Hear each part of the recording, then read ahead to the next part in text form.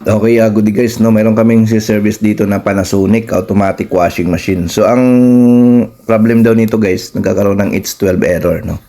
So ayan, testing natin sa spin, titingnan natin. Ayan, nasa 11 na siya. Ayan. So hindi siya umiikot guys, no, nagpo-post siya pagdating ng 11, no. So kung ito ay hayaan lang natin, lalabas ito guys ng H12. Mag-error siya. So nagpo-post siya guys, no. Pagdating ng 11, humihinto. No, so kung antayin lang natin siya ng antayin, lalabas yan yung H12 kaso matagal. No, so ganito guys ang gagawin natin kapag lumabas yung error na yan, yung H12 error. Bubuksan natin guys yung pinaka likod nito. Gamit natin ayun ng screw. Ito. Screwdriver, no, gamit tayo. Bubuksan natin. May dalawang screw lang naman yan dyan. Sa likod. No, dito ganun din. Meron din, no? So, buksan lang natin. Yan. So, kapag natanggal na natin yan, guys, yung dalawang screw dyan, pwede nyo ito iangat yung pinaka-cover. No, iangat natin. Yan. Pag naangat, ayan. Iangat na lang yan, guys, no? Naka-clip na lang kasi yan. So, iangat nyo na lang yan. Yan. So, naka-clip lang yan, no? Pagkatapos nyo matanggal yung mga screw dyan. So, iangat na lang yan. So, pag naangat nyo na, ayan, ganyan. Ito lang yung parts na yan, guys. Nandito lang yan, ito. Ito lang yung kailangan natin palitan. O, yung H12, yung error ng H12, ayan. So, gamit kayo ulit ng screwdriver, tanggalin nyo. Ayan. So, kung kailangan nyo ng parts, guys, available yan sa amin, no? Mag-message lang po kayo kung gusto nyo bumili ng parts, no? No, mayroon din yan nabibili sa mga online, nasa 600 to 700. Ayan. So, ayan. Diyan yan nakalagay. So, ito yon, yung parts na ito. Tanggalin lang natin to. Palitan natin siya ng bago. No, kasi ito guys, usually, nadadaan pa sa linis, pero usually, palit na ito. Kasi nga, pinasok na ito ng corrosion. Ayan, no. Ayan. Yung loob niyan, corroded na. So, ibig sabihin, hindi na uobra yan.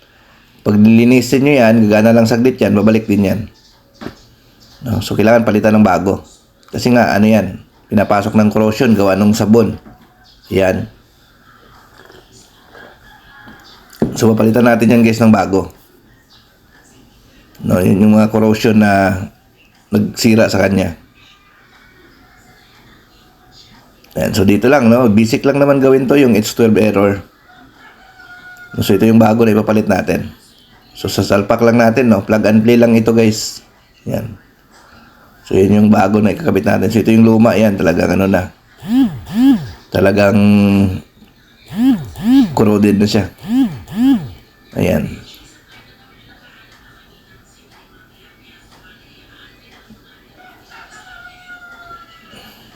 So, madali lang naman ito, guys. Papalitan yung mga itong problema, no? Ayan. So, kung hindi nyo kaya, pwede nyo kayo magpa-service sa amin. No? Ayan. Message lang kayo sa aming Facebook page sa Northshire Repair Shop. Ayan. So, linisin na rin natin yung mga sakit niya. No? Gamit tayo ng contact cleaner. So, isalpak natin. Ayan. Salpak. Ayan. Plug natin din. Kabit ulit. Babalik lang natin. Ayan. Ganun lang kabisik, guys. Ganun kadali ito i-repair. Ayan. So, sa mga itong model guys, ganito yung pag-repair, no? So, yung ibang model, yung mga malaki na non-inverter, sa ilalim naman nakalagay yun. So, ganun, same parts lang din yan ang ginagamit, no? Sa ilalim siya ng top cover, no? So, medyo mahirap siya ikabit, no? Pero same parts lang yung gamit niyan. Yan. So, ito guys, testing na natin to para malaman natin. On natin. Ayan. Spin, start. Ayan. So, tayo natin guys, pagbaba ng 11 para umikot. Ayan guys, so pagbaba ng 11, ikot na siya. Ayan. So, kanina hindi siya umikot, no? So, yun po ang problema guys nito, yung kanyang drum sensor or safety switch kung tawagin ng iba. So, yan. So, okay na po ito guys, no? So, huwag niyong kalimutan guys, i-follow at i-subscribe ang ating Facebook at YouTube channel, no? Para updated kayo sa ating mga video na ilalabas, no. So hindi lang naman tutorial ang binibigay natin, no. May mga palaro din naman tayo na ginagawa, no. So okay, thank you, bye bye.